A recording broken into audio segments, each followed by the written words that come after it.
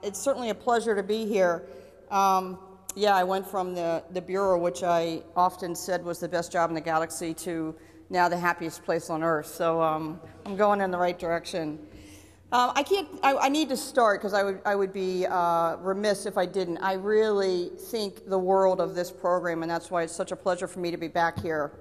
Matter of fact, I've yanked up as many from the FBI and promoted this program and to get them into the master's program as aggressively as I could when I was still there, because I really think that this is a great program to build leaders.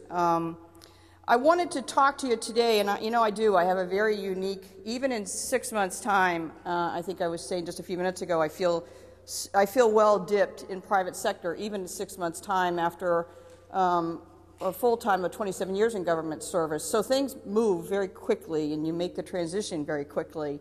And in 6 months' time, I have such a much advanced and evolved understanding of private sector than I had when we started this program back in Washington, D.C. This is called Project Touchtone. So I wanted to talk about Project Touchtone from kind of why it started, and then I'd like to finish up in hopefully a very quick 20-some minutes or so is what it really means to a company like Disney and some of the other big large corporations. And I know I have some colleagues here, Mike Grossman and I have even spoken very recently to take Touchtone to the LA division. And I also would be remiss if I didn't call out my colleagues from in the back of the room there that we all graduated with, so it's great to see good friends in the room. So this thing called Project Touchtone, I started it as was described. My last position was what's called the Special Agent in Charge, Washington Field Office, so it's one of our top larger field offices, and I was running the counterterrorism program. So I prefaced this quick discussion. This is coming from a counterterrorism perspective, although it addresses information sharing between public and private sector, you name the threat. I was very steeped in counterterrorism for a number of years, and so I built it considering that threat, but it can go with any threat. And it really is, as that says. You know, I've highlighted a few of those words, particularly in red, the trusted partnerships, and I'm going to really, you'll hear me talk about that a lot, because in my opinion, any relationship is not a relationship without trust, and it takes time to build trust. And I think if I will speak very candidly here today, and so if in my recent past being in the Bureau, and it's not just selective to the Bureau, it's generally government, so I probably should just say government because it's my experience, and I was certainly in there for a number of years. Government is not very patient when it comes to private sector outreach, and I'll get into a little bit of that and why I think there's a reason for that, although it is the reality.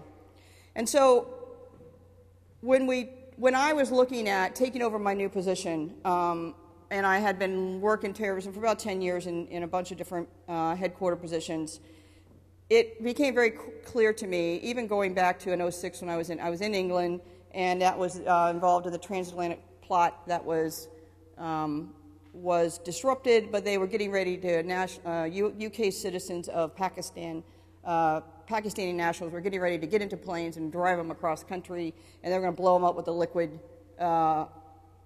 bottles, which is why we all now travel and we can only take certain things on the plane. It was that operation that was disrupted. It was very clear to me that there was this growing phenomenon called homegrown violent extremism. We had not seen a lot of it in the United States then, but it was just prevalent in UK, and what that operation was called was Op Overt, and that was a great example of homegrown violent extremism in the UK. And very interesting, that was one of their first significant disruptions where it involved citizens. Typically they had seen individuals travel from Pakistan, go into the United Kingdom, and kind of launch to do attacks from the United Kingdom or to do domestic attacks.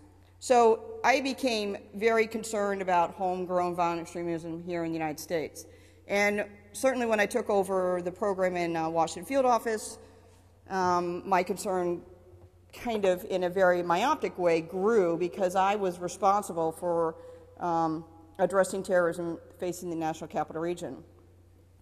So here's kind of what happened, and it started thing called Touchtone, and I have a key private sector partner that has been just with me throughout this whole entire process of building this program that I need to mention as well. His name is Joe Donovan. He's a senior vice president with Beacon Capital, and he plays a critical role in this, and here's why. So when I took over the job in Washington Field, a few weeks afterwards, and I went into that job, as I said, obviously still already concerned about homegrown extremism, particularly as it was targeting the National Capital Region, and aware of soft targets because that's what they go for. So a few weeks after I took over the job, Adam Gadon had some activity on the internet, and his language was not as important as what happened based upon his postings. His postings generated a rather large-scale blogging response from all over the world. And as a result of that, individuals blogging to what Adam Gadon had said started mentioning U.S. companies. And not only U.S. companies, but they started mentioning individuals associated with U.S. companies. And, you know, I will tell you, private sector puts its stuff out because, you know, it's although it's risk management, you can't live in this world and profit in this world without markets and open information. And so typically there's a lot of information about these CEOs and these rather prominent individuals in private sector. So not surprising that that anybody found their names, but certainly what caught everybody's attention was that they were not only interested in it, but they were posting it and they were kind of passing it along. So as a result of that, what happened was a duty to warn is what we would call it in the Bureau. And as the special agent in charge, it was my duty to warn any individual that would have been named or the companies that would have been named that were in my jurisdiction, which was the National Capital Region. So again, keeping this very candid, even as an SAC in the Washington Field Office, there is little guidance coming from headquarters of what is really a duty to warn, how is it carried out. It's kind of like you know it when you see it, you think, and just go do it, essentially. And that's pretty standard. And so that's generally what I did. I made a few phone calls, introduced myself because I was pretty brand new, and got a hold of the chief security officer or an executive level officer that was responsible for security of whatever asset it was that I was talking about. I'll leave those names out because it's just not relevant to the story.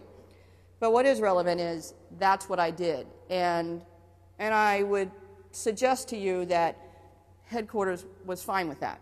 That was a duty to warn.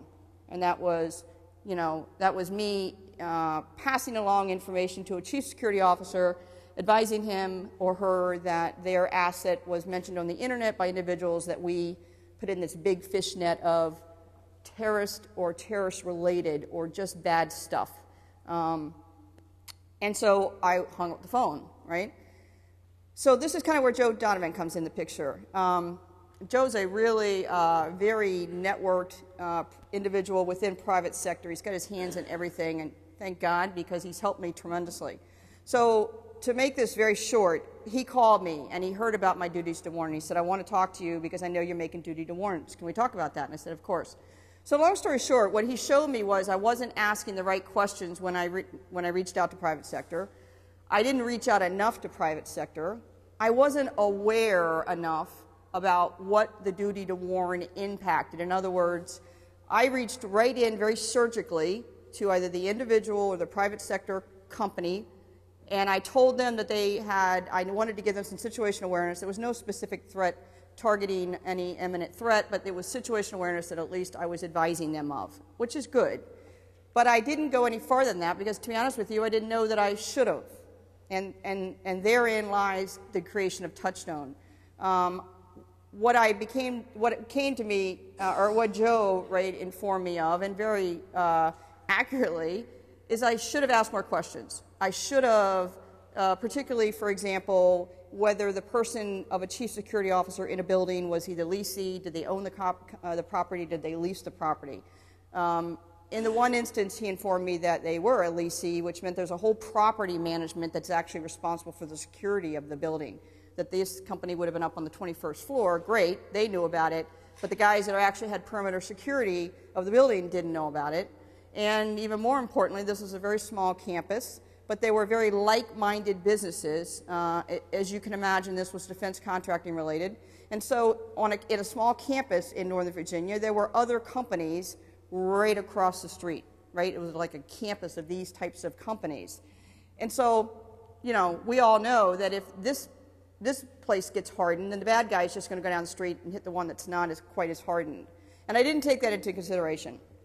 So it became really quick to me that I didn't know enough about private sector, that we collectively, you know, in the Bureau and certainly in the Washington field office needed to understand private sector better if I was going to help them and work with them to make sure we were addressing the threat, particularly the counterterrorism threat. Because here's a list of, and this is getting old now, and so the list just goes on and on and on. I mean, these are recent, very critical attack planning that goes right after, for the most part, soft targets or private sector security responsible targets. And it's not going to go away, although, you know, if you read the papers today, cyber terrorism is certainly a rising, if not already there, high national security. But I will tell you, terrorism is not going to go away. It will ebb and flow, and we might be in an ebb, which means at some point there'll be a flow. What we set out to do was try and figure out if we could address some of the issues that this group that we built back in D.C., to figure out why there was not information sharing, what kind of information was necessary to share, and how could we share it. And so we pulled together what is this group called Touchtone. And I'm just going to throw these up here so you can read these issues that we were identifying as we built this thing. And so Touchtone started with myself and as a supervisory special agent out of my field office that actually went to this program and graduated and has her master's published as well, and Joe Donovan and some other private sector individuals. And we built this group, about 16 individuals, and we started trying to figure out and work through some of these questions. And that last one is, I think, the most critical thing that needs to change. I will tell you that the government, I just came from there, the government is in a need to know versus a need to share. And I imagine there are many in the room that have felt that from a local level, even working and trying to get information from the federal government. I think we've made great strides in that. I think that even the United States intelligence community, working amongst itself and working with other federal governments and even task forces made up of all kinds of state and local and others, has made great progress. To me, this conversation is the third leg of the stool. It won't get there fast. There's no, it's a kind of a battleship that's continuing to move through the water, because these are cultural mindset problems. Trying to change the paradigm of a need to know versus need to share, but that's where I was. So if we go back to my duty to warn example, I was in a very need to know mode. I went into that company, they were the ones that needed to know, and what I failed to realize is that there was others that needed to be shared with so that they had situational awareness, because the impact of a threat against that one particular company goes beyond that company. It affects property managers, it affects neighbors in a community, it certainly impacts the local law enforcement, that would be the first responders, but the private sector itself, in my opinion, is the ultimate first responder. And we created this slide when I was still in the government. This has been going on for about going on 2 years now. So sitting in the FBI, it became very clear to me that, and I was an SAC responsible for the crisis management and emergency reactive response to any event in the National Capital Region. I sat on top of quite a conglomerate of response capabilities. I wouldn't be able to get there quick enough. If I didn't know it was happening, I can't get there quick enough. The threat's here and I'm over here.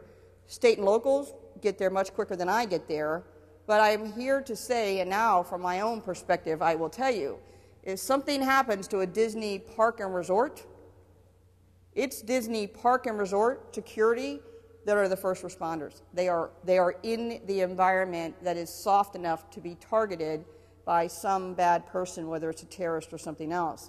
And so to me, that's the necessity of the public-private sector information sharing, and it needs to be information that is actionable and it's timely.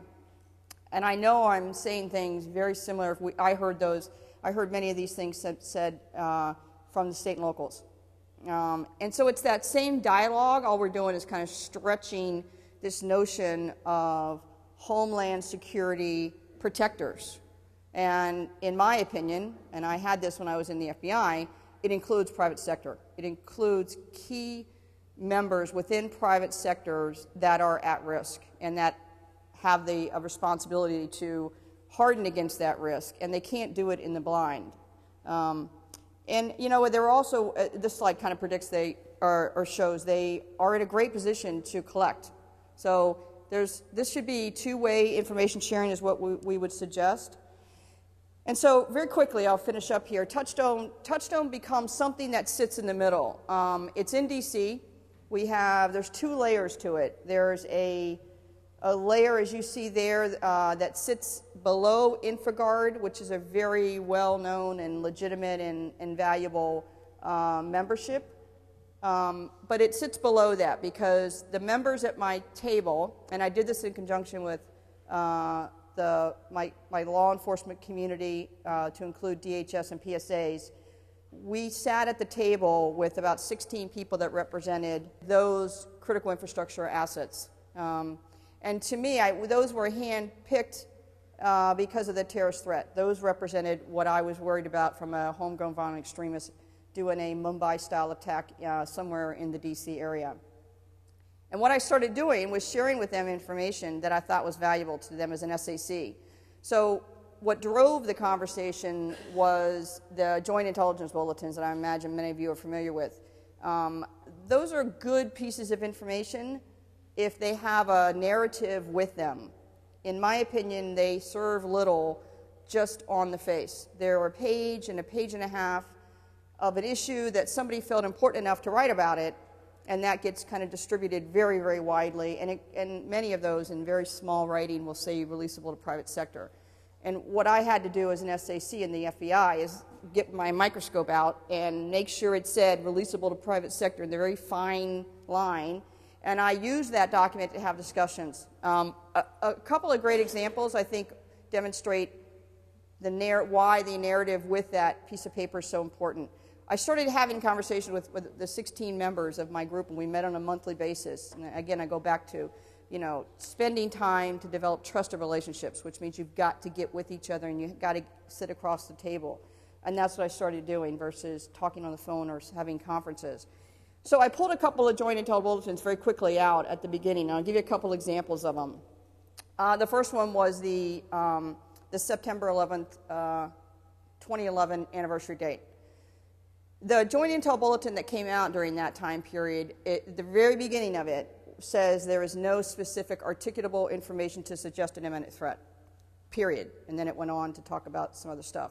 So I put that on the table and we talked about it. And here's where I think the narrative is so important, because to me, I told them that piece of paper sent them in the wrong direction as private sector executive level individuals responsible for protecting and having security related responsibility for key private sector assets. The fact that it started out by saying there's no specific articulable information to suggest an imminent threat put them leaning back and not leaning forward, in my opinion. And what I told them was that there is not anybody working terrorism in the United States today that doesn't have the hairs on their back or on their neck standing up. That statement is absolutely correct, but it's misleading. Although we did not have any specific articulable threat information, holy crap,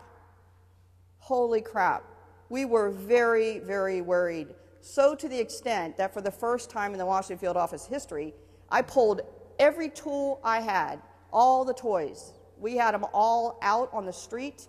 We were out. That was a rare moment for us, but we wanted the public to know that we were there, our state and local colleagues were there with us, and we were protecting the national capital over this anniversary. Now, if you just read that piece of paper, I think you could have easily have interpreted that to mean, wow, okay, it's all good. I'm gonna hold steady, or I might even lean back a little bit, which was absolutely the wrong message to send to private sector, in my opinion, because if I went back to that slide where that boom was, that's private sector going boom.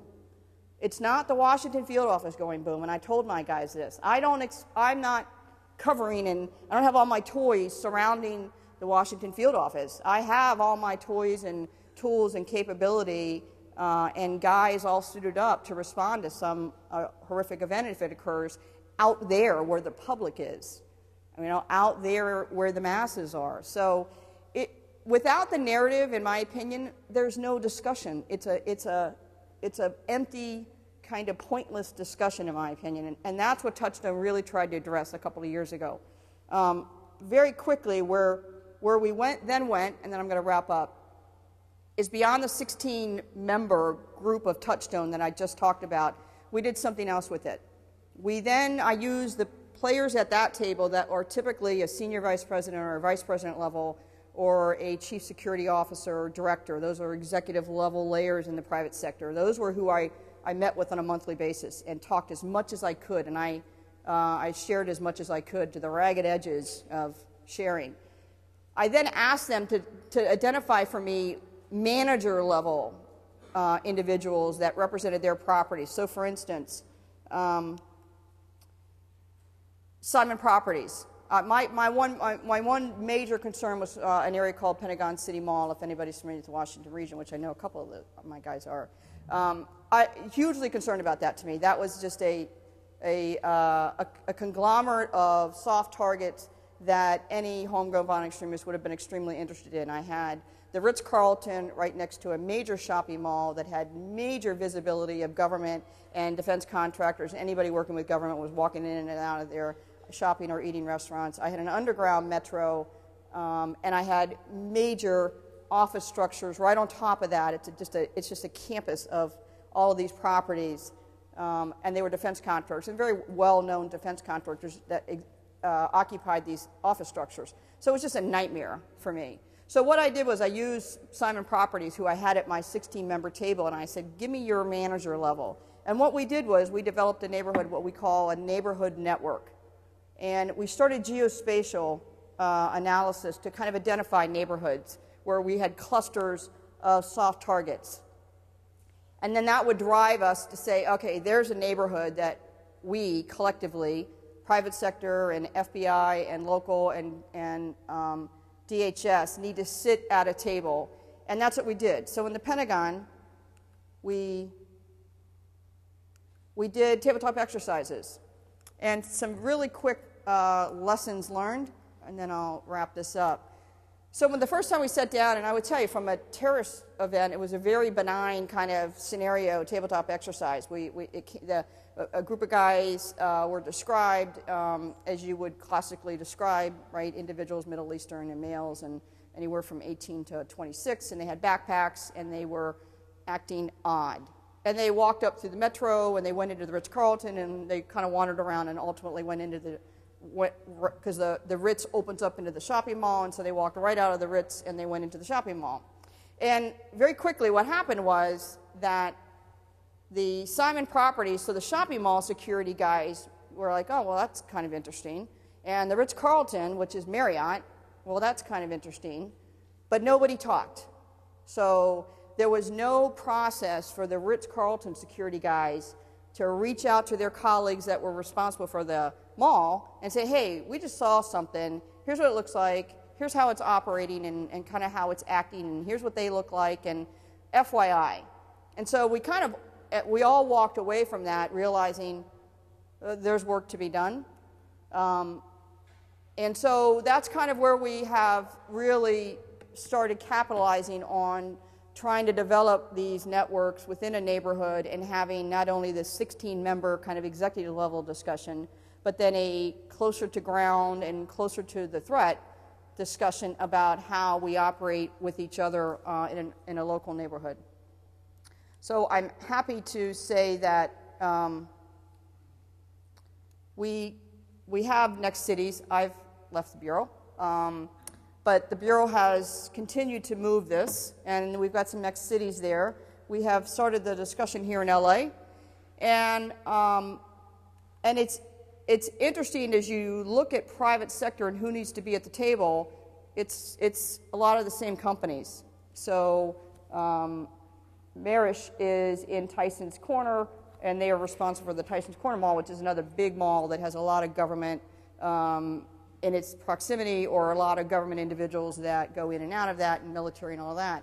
They're at the DC Touchtone. They will be part of the LA Touchtone. So it's great already networking on the private sector side, which, as I found out, hugely networked.